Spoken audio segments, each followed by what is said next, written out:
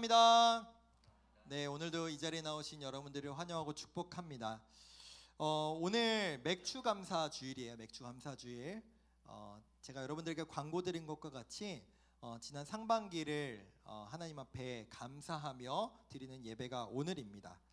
그런데 오늘 제가 여러분들에게 실제로 음성으로 대답하라고 하진 않겠습니다. 마음으로 한번 대답해 보세요. 이 시간 맥주 감사주일, 감사절이라고 얘기하는데 혹시 이 시간에 정말로 하나님 앞에 왜 감사해야 되는지 이해가 안 되는 친구들이 혹시 계신가요? 또는 하나님 앞에 헌금을 왜 해야 되는지 대체 이해가 안 되는 친구들이 있을까요? 오늘 성경은 우리가 이렇게 자연스럽게 생각하고 또는 하나님 앞에 나아가지 못하는 이 과정에 대해, 이렇게 된 모습에 대해서 우리의 어그러진 훼손된 모습에 대해서 말해주고 있습니다. 오늘 내용은 제가 사실은 여러분께 성경 내용을 굳이 구체적으로 설명드리지 않아도 너무 잘 아는 내용일 거라고 생각을 합니다. 하나님께서 분명히 목적을 가지고, 그리고 하나님께서 분명히 우리에게 원하시는 모습을 두고 우리 사람을 창조를 하셨는데, 문제는 무엇이냐? 그 원래의 모습이 망가졌다는 거예요. 원래의 질서가 무너져 버렸다는 거죠. 그게 바로 창세기 3장에서 그리고 있는 내용이에요. 하나님께서 사람을 창조하시고 사람을 만드시고 그 사람을 너무나 사랑하셔서 어떻게 하셨느냐? 그 사람에게 필요한 모든 것을 채워주시고 누리게 하시고 갖게 하셨습니다. 그게 하나님의 마음이었어요.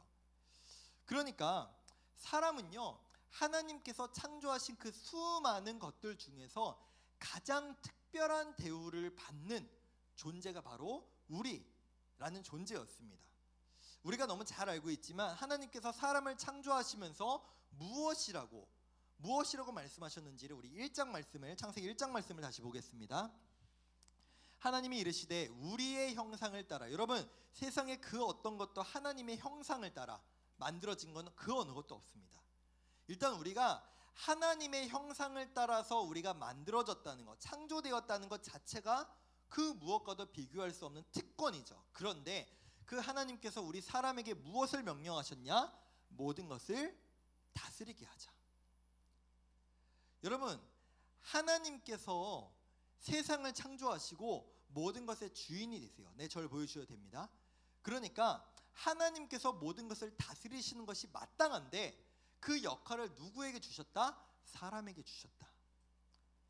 내가 사랑하는, 내가 특별하게 창조한 너 사람은 나를 대신해서 이 세상의 모든 것을 너가 다스려라. 그 자체만으로 하나님께서 우리를 얼마나 아끼시고 우리를 얼마나 특별 대우하셨는지를 우리는 이 구절만으로도 알아볼 수 있어요. 그런데 문제는 뭐냐? 하나님은 이 세상의 모든 것을 다스리라고 우리에게 말씀하셨지만 우리는 사실 반대로 세상으로부터 다스림받고 있지 않은가?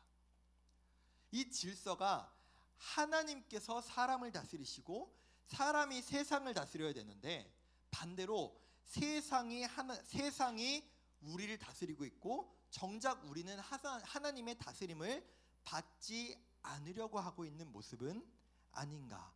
즉, 이 창조 질서가 이미 무너져 버렸다라고 저는 생각을 합니다. 왜요? 우리는 하나님의 다스림을 거부해요. 기뻐하지 않아요. 받아들이려 하지 않죠. 그런데 하나님께서 이 사람을 얼마나 사랑하시고 무엇을 더 주고 싶어 하셨는지 우리 함께 말씀을 보겠습니다. 2장 말씀이에요.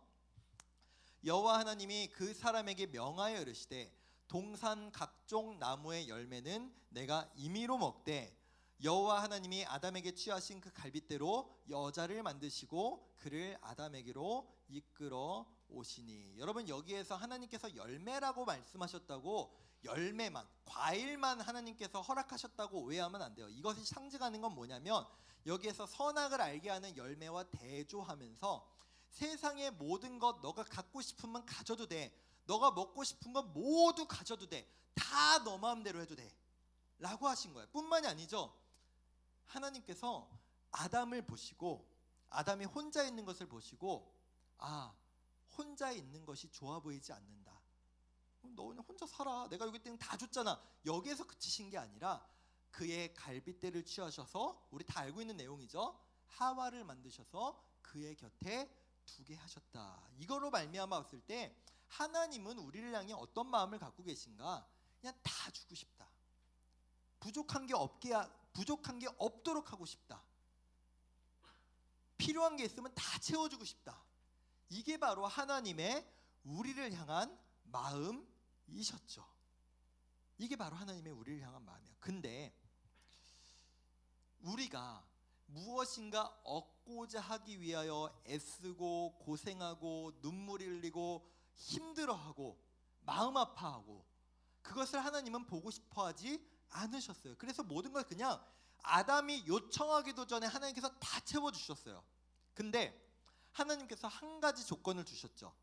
뭐예요? 여러분이 너무 잘 알고 있는, 너는 모든 것을 먹어도 돼, 모든 것을 취해도 돼, 다만 저 동산 중심에 있는, 중앙에 있는 선악을 알게 하는 나무는 너가 먹으면 안 된다. 하나님의 의도가 무엇이었을까요? 하나님은 이 선악을 알게 하는 나무를 동산 중앙에 두시고 우리에게 먹지 말라고 하신 이유는 단 한 가지입니다. 나는 너와의 관계를 지금처럼 유지하기를 바래. 나는 너와 이 관계가 깨지지 않기를 원해. 나는 너가 나를 기억하기를 원해. 한마디로 하나님과 사람과의 관계가 깨지지 않기를 원한 거죠. 여러분, 이건 사람과 사람도 마찬가지예요. 아무리 연인이 사랑해도, 아무리 친구와 친구가 서로를 정말 아끼고 정말로 사랑하더라도, 그래도 이 관계 가운데 적어도 지켜야 될 최소한의 것들이 있단 말이에요. 그쵸? 이것들을 우리가 깨어버리면, 이것들을 우리가 지키지 않으면 부부관계든 연인관계든 남편과 아내가 부부관계죠. 부모와 자녀의 관계든 깨질 수밖에 없어요. 아무리 친밀하고 아무리 사랑해도 깨져서는 안 되는 게 있단 말이에요. 하나님은 지금 이 장치를 주신 거예요. 나는 너랑 이 관계가 깨지지 않기를 원해. 그러니까 너 이것만 지켜줘. 뭐야? 이게 뭐예요? 내가 너희를 먹이는 거야. 내가 너희를 공급하는 거야. 내가 너희의 필요한 것들을 모두 채워주는 거야. 이것만 잊지 마. 너가 이것을 잊는 순간 하나님이 나와, 사람인 너와의 관계는 깨지는 거야. 이게 하나님의 선악과를 주신 목적이었어요. 나 여호와를 잊지 말아라. 내가 너에게 채워주는 걸 잊지 말아라. 내가 너의 필요한 것들을 모두 주는 것을 너는 기억해라. 그게 올바른 관계인 거죠. 근데 문제가 생겨요. 모든 것 99? 아니 9999? 아니 99억 9천? 모든 것을 다 허락해 주시고 하나만 지켜라라고 말씀하셨는데, 사람은 굳이 그걸 어기고 말아요. 굳이 그걸. 하나님이 우리에게 허락해 주신 모든 것을 바라보는 것을 잊은 채 한 가지 허락하지 않으신 것. 저것도 내 것이 되면 안 될까? 저것도 내가 먹으면 안 될까? 이 욕심과 이 욕망이 사람을 결국 하나님과의 관계에서 망가뜨리고 말죠. 여러분, 쟁취라고 하는 단어를 아세요? 쟁취? 이게 어떻게 보면은 정말로 진취적이고 정말로 어떤 무엇인가를 내가 얻기 위해서 애를 쓰고 노력하는 사람의 긍정적인 모습으로 그려질 수 있는데, 사실 쟁취라고 하는 단어 자체가 다투어서 뺏는다, 얻는다라는 의미를 갖고 있어요. 지금 아담과 하와가 그래요. 하나님을 거역하고 하나님의 말씀을 어기고 내가 그것도 얻기 원합니다. 내가 그것도 내 걸로 만들기 원합니다. 아니, 정확하게 말하면 하나님이 나에게 모든 것을 주시고 허락해 주시는 게 아니라, 아니요, 이제 내가 내 힘으로 살래요. 나 이제 하나님 없이 살래요. 내가 내 힘으로 내가 얻으면 살아가겠습니다 라고 독립선언한 게 선악과를 먹은 사건이라는 거예요.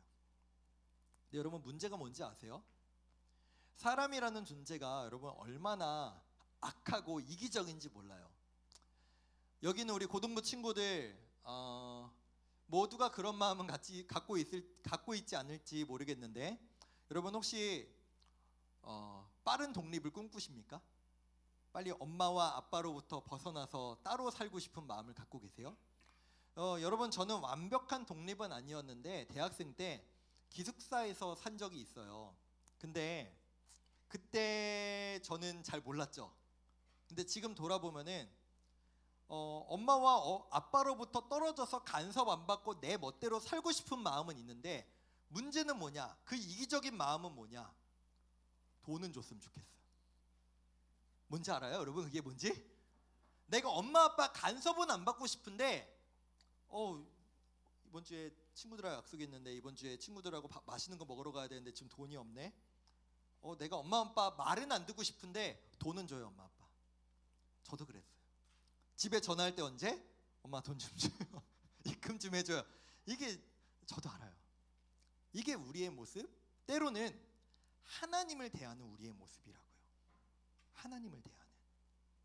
하나님의 다스림을 받으며 동시에 하나님의 채워주심을 우리는 당연하게 그것을 감사하며 살아가야 되는데, 우리의 모습은 어떻느냐? 하나님 간섭하지 마요. 내 멋대로 살 거예요. 내 뜻대로 살 거예요. 근데 요건 좀 해줘요. 요건 좀 채워줘요. 이게 우리의 신앙생활은 아닌가? 이미 질서가 다 무너져 버리고 내 마음대로 내 뜻대로 신앙생활하는 모습이 우리의 모습은 아닌가라고 돌아보고 싶습니다. 여러분, 한번 생각해 봅시다. 여러분, 혹시 집에 애완동물 키우는 친구들 있죠? 있을 겁니다. 그게 뭐가 되는지 모르겠는데, 애완동물 키우다 보면은 요즘은 애완동물이 사람보다 더 사람 취급을 받는 것 같아요. 여러분, 그거 아세요? 유모차보다 괴모차 뭔지 알죠? 그게 작년에 유모차보다 괴모차가 더 많이 팔렸대요. 그러니까 사람 태우고 다니는, 아기 태우고 다니는 유모차보다 개 태우고 다니는 괴모차가 판매량이 더 많대요. 뿐만 아니라 여러분, 제 여동생도 강아지를 키우거든요. 사람인 줄 알아요. 지가 침대에서 이 부부와 함께 잡니다. 이제 곧 아기가 태어나는데 어쩌려나 모르겠어요. 어쨌든 그래요. 애완동물을 사랑하고 아끼는 마음이 어찌 잘못됐다고 하겠습니까? 근데 한번 생각해 봅시다. 애완동물은 애완동물이죠. 만약에 그 애완동물이 여러분의 밥상머리까지 올라와서 여러분이 먹고 있는 것을 뺏어 먹겠다고 하면, 여러분의 물건을, 여러분이 아끼는 물건을 그 강아지가 마음대로 다 물어뜯었다면, 여러분 그거 다 용납할 수 있습니까? 그럼에도 불구하고 함께 살아갈 수 있어요? 질서가 있어요. 모든 것에는 질서가 있어요. 근데 사람이 그 질서를, 하나님과의 질서를 깨뜨려 버렸다는 거예요. 그런데 우리는 어떻게 여기느냐? 하나님 이 질서를 깨뜨렸지만 그럼에도 불구하고 그게 뭐 어째서요? 그게 뭐 어때서요? 우리는 하나님 앞에 이렇게 대하고 있지 않은가라는 생각을 한다는 겁니다. 제가 여러 번 말씀드리지만 여러분, 저는 고등부 헌금 내역을 매주 종이를 받지만 사실은 자세히 보지 않아요. 저 상단, 가장 오른쪽 상단에 있는 목회자 부분에 사인만 하고 그냥 건네줍니다. 근데 지난주에는 어쩌다 보니까 우연하게 그 내역을 보게 됐는데, 제가 제 기억이 정확한지 모르겠어요. 헌금한 내역을 보니 헌금한 친구가 이름도 기억 안 나요. 5명? 6명? 여기 지금 몇 명 있을까요, 우리? 지금 제가 여러분들에게 헌금해야 된다고 강요하는 게 아니에요. 우리의 신앙에 대해서 한번 돌아보자는 겁니다. 우리가 하나님 앞에 무엇인가 드리는 게, 여러분 착각하시면 안 돼요. 내 용돈에서 내 돈을 떼어서 내 아까운 돈을 하나님 앞에 봉투에 넣어서 드린다. 여러분, 여기에서 이미 헌금은 틀려 먹었습니다. 아니에요. 그게 헌금은요, 하나님께서 우리를 사랑하시고 우리를 구원해 주시고 우리의 인생을 인도하시고 우리의 모든 필요한 것들을 채워주셨기 때문에, 하나님 내 인생을 이렇게 채워주시는 그 하나님 은혜 감사합니다.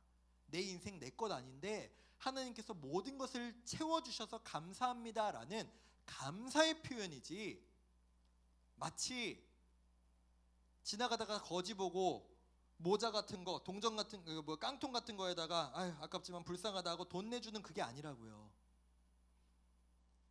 여러분, 금액이 중요한 게 아니라 여러분이 지금 하나님을 어떻게 대하고 있는가, 하나님이 우리에게 베풀어 주신 사랑과 은혜에 대해서 우리는 어떠한 태도로 나아가고 있는지를 우리가 다시 한번 돌아봐야 된다는 겁니다. 사랑하는 우리 고등부 여러분, 우리는 원래의 자리를 돌아가야 해요.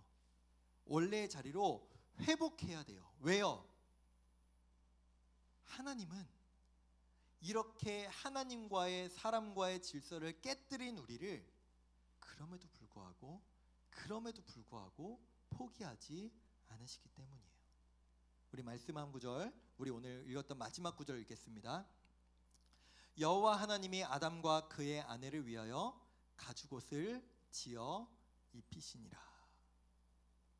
지금 이 장면은 아담과 하와가 에덴 동산에서 쫓겨나는 장면입니다. 그리고 하나님께서 이렇게 말씀하시죠. 이제는 너희는 무엇인가 얻기 위해서, 무엇인가 너희가 먹기 위해서, 무엇인가 수확하기 위해서는 너희는 이제 땀 흘려서 애쓰고 고생해야 돼. 지금까지는 내가 너희에게 그냥 줬다면 이제는 그냥 얻는 것 없다 라고 하시면 무섭게 그들을 에덴 동산 밖으로 쫓아내세요. 그런데 말씀은 그렇게 하시는데 행동은 그들을 에덴 동산 밖으로 쫓아내시는데, 그러면서 하나님의 마음이 뭐예요? 가죽옷을 지어서, 가죽옷을 손수 만들어서 아담과 하와에게 직접 입혀 주시죠. 이게 하나님의 마음이죠. 이게 하나님의 마음이죠. 우리가 비록 하나님과의 관계를 우리 스스로 깨뜨렸지만 그럼에도 불구하고 나는 너를 버리지 않겠다. 나는 너를 잊지 않겠다. 너는 나를 잊어도 난 너와 함께 하겠다라고 말씀하시는 그 하나님.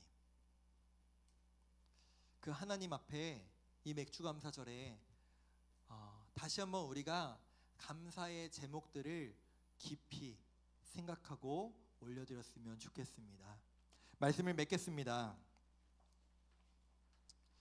오늘 맥주감사 주일입니다. 여러분, 하나님께서 왜 이 절기를 우리에게 지키라고 말씀하셨을까요? 아마도 아담과 하와가 선악과를 볼 때마다 기억했겠죠. 그래, 하나님이 우리를 먹이셔. 그래, 우리는 하나님 때문에 살아가. 그래, 하나님이 우리를 사랑하셔라는 것을 선악과를 볼 때마다 그들은 기억했을 겁니다. 오늘의 맥주절도 마찬가지입니다. 우리의 지난 상반기를 함께 하신 것이 바로 하나님이구나. 우리의 모든 것들을 채우신 것이 바로 하나님이구나. 감사해야 되는구나. 하나님을 기억해야 되는구나. 그것을 하나님 앞에 오늘 감사의 제목을 또 함께 온전히 올려드릴 수 있는 우리 모두가 되었으면